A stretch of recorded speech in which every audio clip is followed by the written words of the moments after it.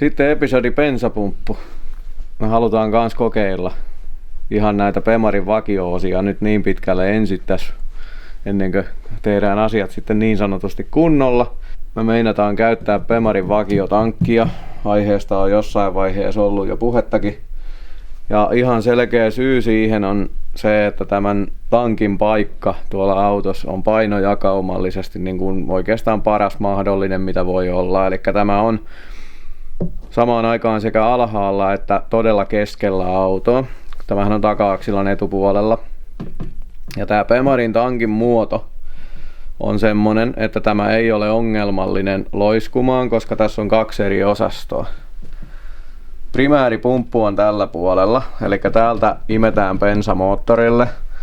Ja tällä puolella on olemassa bensatila, mutta koska kardaani menee tästä keskeltä, niin täältähän ei pääsisi bensa muuten nousemaan tänne. Mutta Bemari on tehnyt tämän homman sillä lailla, että täällä on pumppu.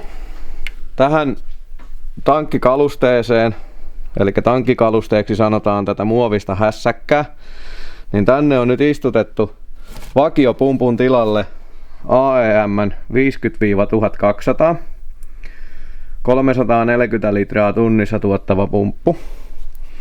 Eli tämä pumppu tuottaa polttoainetta enemmän kuin 044 Bossi. Ja se sopii, niin kuin huomaatte, että se sopii suoraan alkuperäisen tilalle. Tuolla tulee sovittimia tuolla paketissa mukana. Tästä tulee tällainen kuminen etanolin kestävä kumihässäkkä kaulus, mikä tulee tähän pumppuun. Tämä alkuperäinen kalusteen muoviputki lämmittämällä sopii tähän ja pysyy varmasti kiinni. Ja imusihti toimii hyvin. Liittimet on liitetty. Sen jälkeen ei tarvitse kun laittaa takaisin reikä. No sitten se, että mitenkä se saa tältä puolelta sen bensansa, niin siinä kohtaa Bemarilla on tehty aika hauska keksintö. Eli tästä nipasta lähtee putki moottorille ja bensatukista paluu tulee tähän nippaan tänne toiselle puolelle tankkia. Ja täällä tankin sisällä ei ole toista pumppua, täällä on toinen tasoanturi, jolle menee sähköt, vaan täällä on, sanottaisiko, vähän niin kuin ejektorityyppinen ratkaisu täällä sisällä. Eli siellä on semmonen muovinen imulaite, joka ei ole varsinaisesti mikään laite, vaan se toimii fysiikan lakien perusteella. Eli kun se paluukierto tulee, niin se paluukierto imee mukaansa täältä tankista tavaraa, jonka se siirtää tämän tankin sisällä olevaa putkea pitkin tänne toiselle puolelle. Ja jos me ajatellaan sitä sivusuunnassa loiskumista, niin tämähän on tosi kapea tankki. Tää on ihan yhtä kapea kuin joku turvatankki. Ja sitten täällä on sisällä, täällä tankissa, en tiedä saako se kuinka kuvattua sitä, mutta tuolla sisällä on tommonen kaukalo, mikä näkyy. Ja tuonne kaukaloon tulee putkea pitkin tuolta toisesta tankista se täyttötavara, plus sitten luonnollisesti tämä imee vielä kaukalo itsessään tältä puolelta tavaraa. Eli sillä konstilla tämä tankin pitäisi sisäisesti toimia niin hyvin loiskumatta driftingissä, että meillä ei ole välttämätöntä laittaa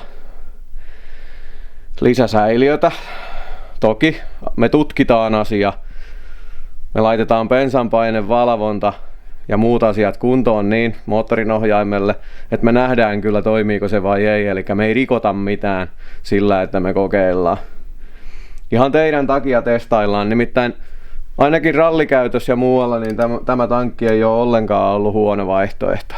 Eli tällä säästetään Suomen sääntöjen mukaan alkuperäistä tankkia voidaan käyttää ja muistaakseni myös niin DMEkinkin puolella. Eli meillä on silti niin kuin säännönmukainen auto ja taas säästetään paljon rahaa, kun ei tarvitse turvatankkia laittaa. Tää on myöskin sillä lailla, jos nyt puhutaan turvallisuudesta, niin tämähän on myöskin ihan mukavan turvallinen ratkaisu siitä, koska koko tämä tankki on käytännössä auton ulkopuolella. No, nyt meillä on pumppu vaihdettu. Eli nyt ainoat bensaliitokset mitä meillä tulee on meno ja paluu. Ei ylimääräisiä härpäkkeitä. Jos tämä systeemi toimii niin kuin se tälle meidän niin kuin Pro 2 moottorille tämä tuotto piisaa, sitten kun lähdetään tekemään sitä virjempää vehjettä, niin sitten meillä ei pumpussa tuotto enää piisaa. No Valprolta löytyy kyllä imeviä tankin sisäisiä pumppuja, missä on tuottoa riittävästi, mutta me harkitaan tilanne sitten siinä kohtaa uusiksi, että mitä tehdään.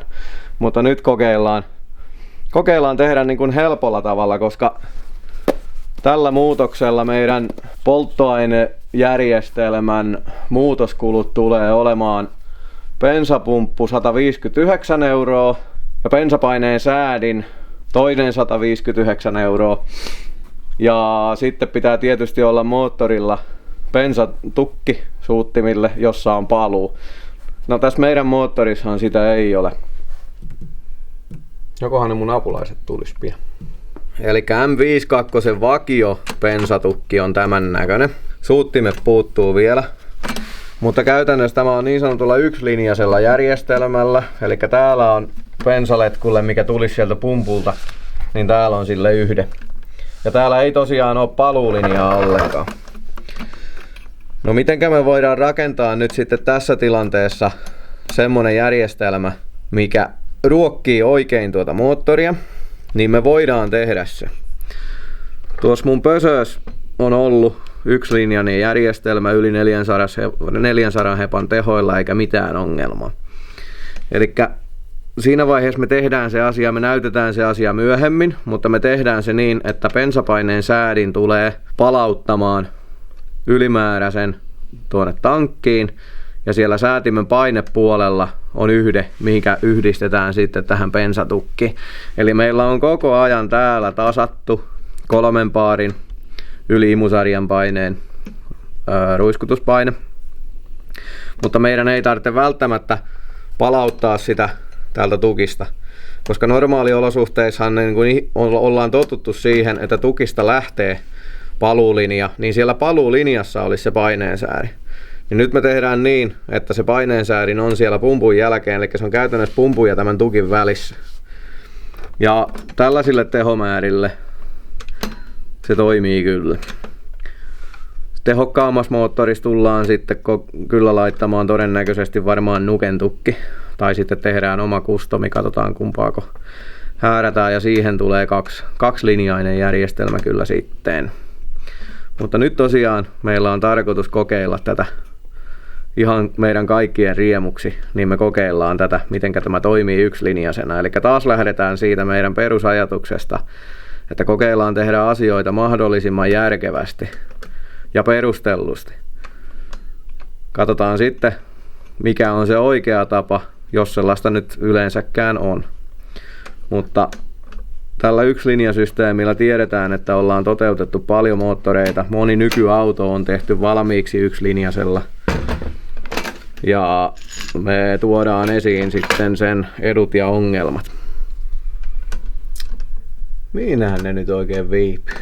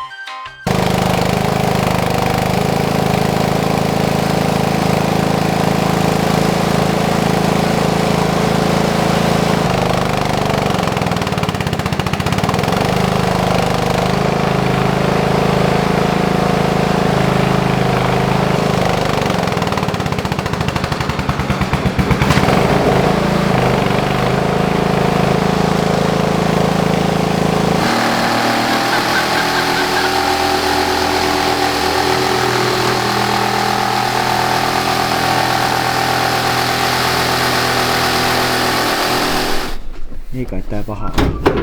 Mä laitan kahvia. Laita kahvia. Se menee suoraan ohjelmaan esiin. Se on tekijän paikalla. Tekijän paikalla. Kyllä se näinkin valmistuu tietysti, että yksi istuu alussa. Sanotaan sitten kun saa tartata. Tältä puuttuu tarttinappi. Ei oo hätää, se tulee sinne. Tässä varmaan mennä johonkin venytyskoneeseen, että tällä yltää sajan. Hyvän kaukana. Päivä. Oot ottanut oikein oman kypärän mukaan. Joo, kato, pitää sitä aina kun lähtee tällä lailla vaarallisesti uhmaamaan luontoon, niin turvautua siihen, että kun eikä ole varma mistä vastauksista, niin turvauduin sitten kypärään ihan tässäkin tilanteessa. Minkä takia Toyotan mies istuu Pemarissa? No tää on hirveän niinku suosittu auto ollut noissa driftingin piireissä, niin mä nyt tulin vähän koeistumaan ja haaveilin, että jos tämmöisellä voisi sitten lähitulevaisuudessa ajaa. Joo. Miltä se tuntuu? Tää tuntuu oikeastaan ihan hyvältä, että vielä kun tämmöiselle lyhytjalkaiselle nostetaan hiukan penkkiä ja säädetään hiukan lähemmäksi, niin ruvetaan olemaan alueella. Joo. Sulle kommentoita tultiin rakentamaan. Niin. Semmonen kyllä kävi mielessä, että mitä jos mä ajaisin ensi kaudella SM:ää tällä. No kyllähän se nyt ihan rehellisesti sanottuna on semmonen homma, että mun ja Samin ajamisestahan nyt ei tuu niinku hevon paskaa. Että siinä kohtaa tilanne voisi itse asiassa olla niinku ihan looginen. Hirveästi rupee kuumottaa tää potta nyt kun hillostetaan tuohon malliin. Pistetään se tuohon valmiiksi odottamaan. Kyllä. No ei mitään. Me nostetaan penkkiä vähän ylemmäs ja rattia vähän alemmas ja pistetään sulle kengänpohjalliset noin 10 senttiä, niin sen jälkeen... Ai semmoiset ysärikengät, mitä näillä naisilla on. Ei kun onhan miehilläkin niitä komeita maihareita, missä on pohjan tämmönen. Niin on. No semmoset. Semmoset joo. Niin kyllä me tästä sulle auto tehdään. Elikkä se on sitten ensi kaudella jonkinmoinen sarja kierrettävänä niin, että Protoparts Motorsportin Pemarin puikoissa nähdään Pro 2 tällä hetkellä tuttu Jiri Haapala. Näin. Paikka on teidän. Yes.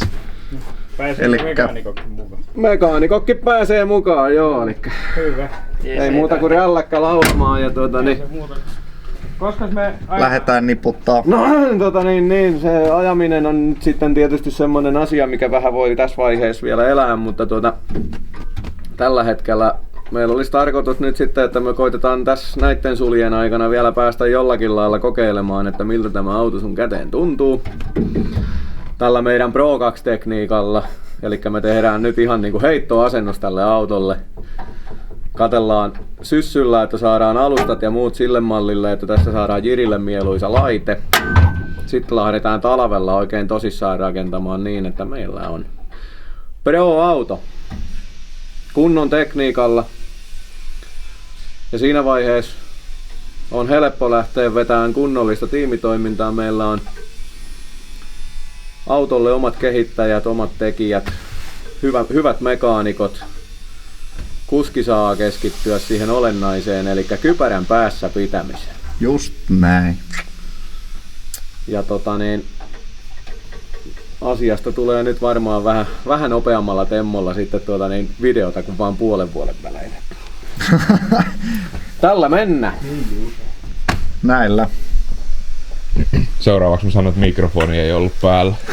Sellainen. Tässä on ihan hyppiä. Sä voit tehdä sellaisen mykkäelokuvan. Tuossa on varmaan Chaplinkin jää kakkoseksi. Sillä varmaan pitää olla...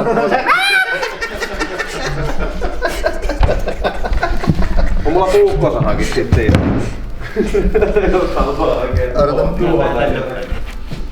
Ei tuu hukkia.